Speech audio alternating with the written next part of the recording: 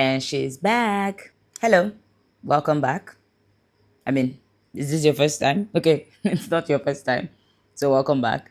If it's your first time, welcome. We're back. We're back to the pod. But if this is not your first time, you would notice something different. Like, this is not the same channel, this is a new channel. And the setup is quite different. Well, I started the podcast in 2025 December, and in my mind I was locked in. I was ready to eat. I was ready to cook. You get what I'm saying? But life came and gave me some reality check. So I had to like take a step back and think about myself and my life, and I'm going to be talking about that today because the original plan for the podcast was, as the podcast is titled, Talks with Adora, to talk, right? We're supposed to sit here and just chat, just talk. But then I don't know, my perfectionism got the better of me. Like I was spending bank just to film. And I know that the purpose was just to sit and talk. So I had to go back to the original design, the original idea, the original plan that birthed this whole podcast. And it took me a while to get back here, but I'm back here and I'm glad that you're back here too, or you're here as well. This is not going to be a preaching type podcast. It's just me gisting you. I'm just going to be gisting you. And if you like to sit down and listen to somebody gist, then you're at the right place. And I have a lot to talk about. I like talking about deep stuff, reality, philosophies, just life in general. And I'm pretty sure that you'll find it quite interesting. I hope. I hope. I hope. Anyway, welcome. Where have I been? What have I been doing? I was depressed.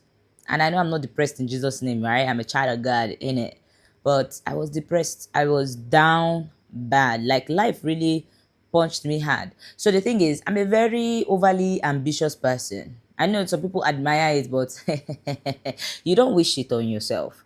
It's not like fun to be that ambitious because you end up wanting what more than you can actually achieve. And to be very honest with you, I felt like I was behind on my own life schedule. I felt like I had a lot I needed to do because my brain is constantly producing ideas. Okay, we have to do this, we have to do that, we have to do this, we have to do that. But I had to just be real with myself. I had to get to a point where I could just like chill and think and process things. And it did not necessarily go smoothly. And that's what I'm going to be telling you about. Firstly, I don't know if it's just me, but do you ever find yourself functioning in a state of stress that it becomes your normal disposition in life?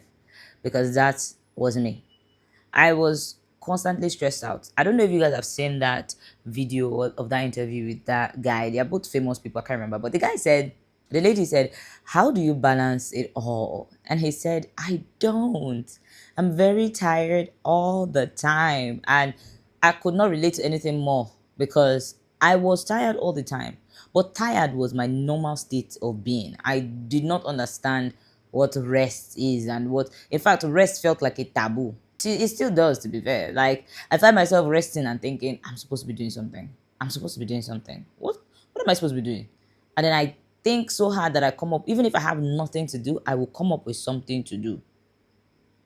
Unless I'm sleeping. And even when I'm sleeping, I come to find out that my brain doesn't actually stop thinking. My brain doesn't actually stop working. I'm consistently processing and thinking. I have very vivid lucid dreams. And I didn't even know that about myself till recently. Because I thought everybody dreamt like that. And then I asked somebody and I realized that no, I'm one of the few people who could dream and control their dreams. And I could remember everything that happened in the dream. And in my dream, I know I'm dreaming because this is not reality. I can tell. Like, I've not seen this person in like 6 months. What are you doing in my dream? That was how my dreams felt. And I thought it was very normal. But come to find out that it comes from being an overthinker, being somebody your brain is constantly rapidly moving and thinking about stuff and, wanting to do this and that. And I always woke up tired, and even last night I woke up tired, like very exhausted. I was wondering, like, well, I wasn't wondering. I slept, and in my dream, I knew that I was dreaming. And when I woke up, the first thing I actually uttered out of my mouth was, oh, no wonder I couldn't, because I was supposed to be driving a car and I didn't drive it well. So I was like, oh, no wonder I couldn't drive the car well. I was dreaming. And when I processed that dream more, when I woke up, I was like, I realized that throughout the dream, I was actually alert and aware that I was dreaming, because I was the one that was actually predicting and, you know, inserting things into the dream and removing things from the dream. Like, I would be on the road and I didn't want to go where I was going, and I would change where I was headed. That's the kind of brain I have. That's the kind of person I am. Like, I'm consistently thinking and processing and strategizing. And it makes me a great strategist because I can predict things way before it happens. But then I was always, and I am always tired. Always, always. I don't remember the last time somebody asked me, "How are you?" And I'm like, "Oh, I'm great." Like, no, just my past few months kind of showed me the reality of how I'm like navigating my life, how I'm living my life. It really put things into perspective for me, because I started to see that, I was lacking certain things. I was lacking a lot of structure. But to be very honest with you, I was mostly sad. And I had to go through the sadness first. I had to just process what I was feeling. I had to feel it out, because I hit a roadblock in my life, right? In a lot of areas at the same time. So let's say relationship wise, financially, spiritually, business wise, physically. I felt sick. I actually felt sick, and I woke up and I couldn't, when I got out of the sickness, I couldn't process anything. I couldn't do anything. That's when I realized that I was actually burnt out, and I was actually really drained. I used to have burnout, once in a while, but this one was bad.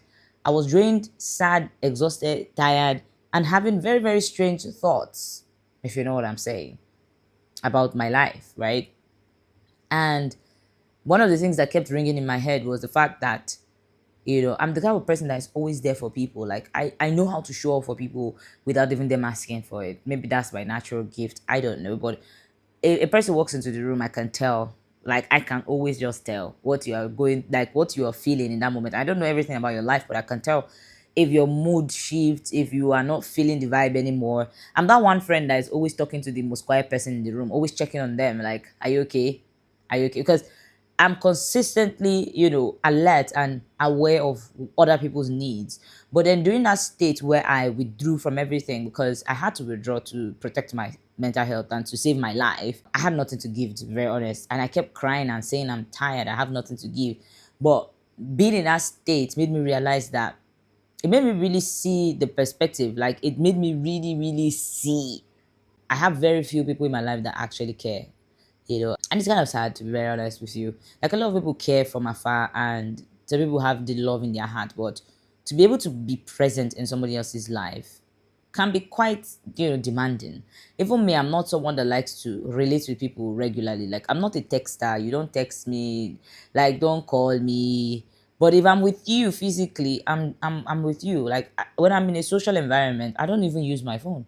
A lot of times I forget to take pictures or videos because I'm too engrossed in being present in that moment. I'm not really, phone gives me anxiety because I work on my phone, right? I do social media, I do digital marketing.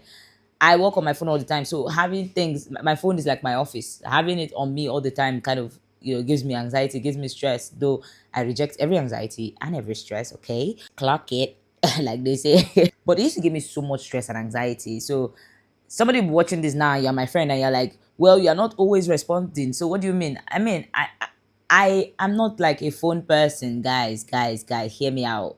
But what I'm saying is that in that state of depression, I felt like what I needed was for somebody to notice, and I don't think anybody really did until it got really bad. And maybe I wear a good mask, maybe I just have mastered the act of acting tough, that people will not believe that this person needs help if they do. And I don't even know how to ask for help, but I really did, actually. I really, really did. I didn't I didn't want to talk to people about it. I don't know if it's just me, but like, I knew what they were going to say. And for a lot of people, for the various type of people that are in my life, especially my actual close friends, I didn't really want to hear what they had to say. I just wanted to just be, just be. And it made me really sad, because who can I just be with except for God, obviously. And I should have been thinking about God the whole time. And I was, but not in the way I should have, And it's very easy to get engrossed into that state of being, where you're just in a state where you just aren't yourself anymore. you know, especially if you're a hyper functional person and a hyper productive person. When you're in that state of, it can be very sad. And for somebody like me, that I'm a high achiever and I want to succeed in everything that I do, being in that state can be, it was very sad. It was very, I felt a lot of guilt because there's a lot I want to do that I can't do. And the truth is, your body will tell you first, though. Your body will tell you, your body will show you when you are actually tired or when you need to be resting. Even if you're not tired, you should rest. And I had to learn that the hard way. Even if you're not tired, rest. Just rest. And resting doesn't mean pressing your phone. Resting is just lying down and doing nothing. Literally, just let your body do nothing. But I've overfed myself with doing so much that I don't even know how to not do anything. And to be very fair, I don't really blame myself because I look around my life and I see people doing what I want to do with my life. And a lot of them are younger than me. Some of them are my age. And I feel like I should have been there by now because I've been aspiring for this for so long and I've been working at it for so long and I'm still not there. I feel like I'm running on a treadmill, if that makes sense. And my friends tell me all the time that I'm being too hard on myself. I'm always hard on myself, but I feel like maybe sometimes I feel like I'm being too soft on myself. And I blame my childhood. Because your childhood shapes you, whether you like it or not. Your childhood will shape you. You'll be in your mind just living your life, right? And something will happen to you as a child that will just, define how you perceive life throughout. When I was in primary school, I used to get first all the time, like throughout nursery and primary school. Like not primary school, sorry, I meant nursery school and early primary school rather. Yes, I used to get first all the time. And then I was so tired of the attention. Every graduation day, it was just so predictable. It was a very small school too. And then on the way back home, I remember this like it was yesterday. I was like 5, and I remember this like it was yesterday. I said, I'm tired of getting first. And everybody was like, my parents are pastors, so they're like, you can't say that, don't say that, that's not good. And to be very honest with you, after that graduation, I moved to a new school. Lots of students who were way smarter than me, who were way better than me, and I never got first again. And I don't think I've ever gotten first again since then. First in I don't remember the last time I got first in anything. Like I'm the first. I'm thinking about it really hard, and I really can't remember. And throughout that primary school and like going to secondary school, one thing I kept hearing from my parents were just like, because I wasn't doing the best in class. Out of a class of 50 people per se, I would be like 40, 41, 43. So I pretty much failed, and my parents would be like, the person that has first or the person that has all A's, do they have two heads? And I get where they're coming from, absolutely. And I appreciate the push. However, that defined the way I also judge myself. Because right now I'm looking at my people, my friends and people around me doing stuff and I'm like, do they have two heads? I'm comparing myself with people that were dealt different cards in their entire life, living a different entire reality. And it's depressing me and it's holding me down and holding me back. And it's frustrating me. Instead of me to just enjoy, living life and exploring and learning things, I'm here feeling bad about myself. I'm feeling guilty that I'm not doing how I'm supposed to be doing in life. What a shame. Like, why am I doing that? And these are the things that I uncovered during my retreat with myself, because the past year really was an entire retreat. I literally had to hold myself. It's really more the past few months, but I really had to think about my life really deeply and reflect on things that I should not be doing, and things I should be doing and ways to better my life, which I discovered a couple of ideas and I discovered a couple of, few things that I've learned. But one of the major things is structure, because right now in life it's not about motivational speech. It's not about listening to all those videos talking to you, do this, if you're not doing this, like everybody on Instagram should keep quiet.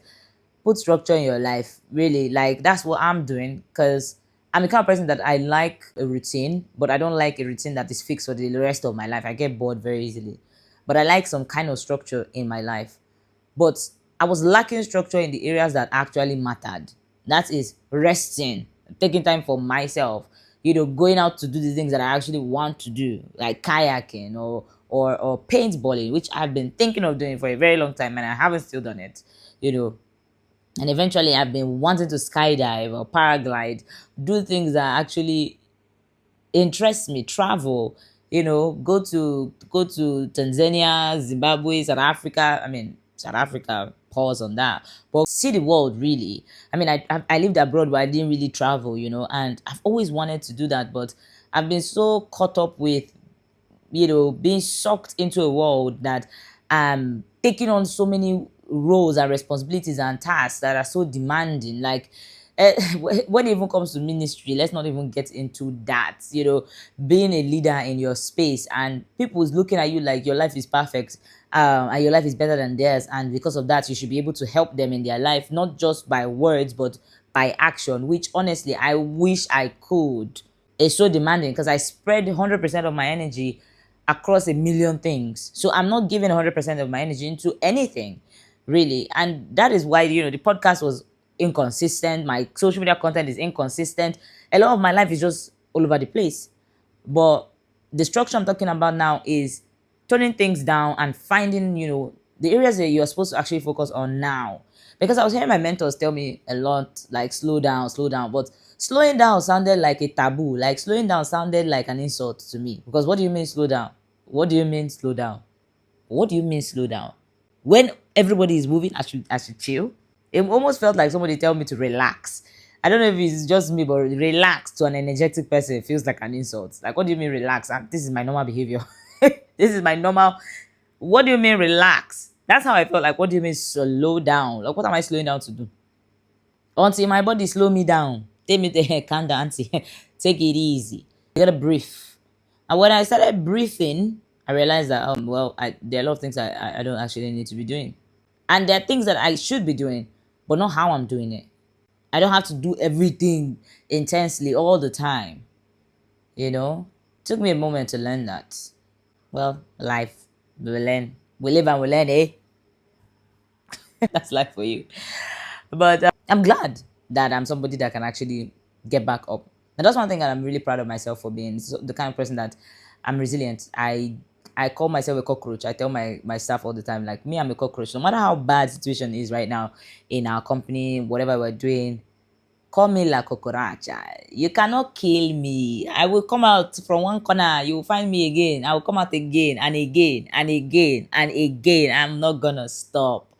No matter how hard it gets. I literally just watched a video on Instagram of a billionaire talking about how he was $30 million in debt. And now he was driving a Bugatti and he was rich. And he was explaining that he was broke, but he just kept on, he just never gave up. And I felt encouraged because I was like, you know what? I'm not giving up either. Because my own debt is not $30 million. It's not even it's not even up to $10,000. So I need to calm down. Like, some people life is not as bad as I think it is. And you think your life is so bad until you hear another person's story. You're like, okay, thank you, Jesus. I mean, sorry for the person, like, no shade, like, I don't mean any harm to you. I'm just thanking God, like, God is doing God is doing good in my life. My life is better than that. I shouldn't be complaining, is what I'm trying to say. I shouldn't be complaining. I shouldn't be saying what I'm saying. I should be thanking God that my life is good, and I should be praying for everybody around me and interceding instead of complaining, really, right? So it's good to be back. It feels good to be back. How do I feel? I'm just gisting you guys, because see, this is Talks with Adora. Adora likes to talk. If you know Adora, you know Adora likes to talk, and you just gotta sit there and listen to me. Sorry about that. I'm gisting you. But I feel good. I feel okay. I feel encouraged. I feel hopeful, because without hope, what are you having faith on? Because faith is the evidence of things hoped for. You can't have faith if you don't have hope for something, right? So I have hope again, and I'm excited. I feel like I was trying to enter a new version of myself when I entered, and I'm entering, and I'm like, I like this. This is not bad. But it was such a hassle to get here. Why did it have to be so difficult to get here? Like, chill, everybody in the universe and God and everybody, like, can we just relax a bit? Like, we're doing this self-development thing is becoming a bit of a is this a legal experiment? Doesn't sound legal, because this is hurtful, man. But God knows what He's doing. And we just got to trust him anyway. Just got to trust the process. Just let him do what he's doing. And that's what I'm doing. I don't know if you learned anything from this episode, as is episode 1, but yeah, thank you. And I'll see you in the next one.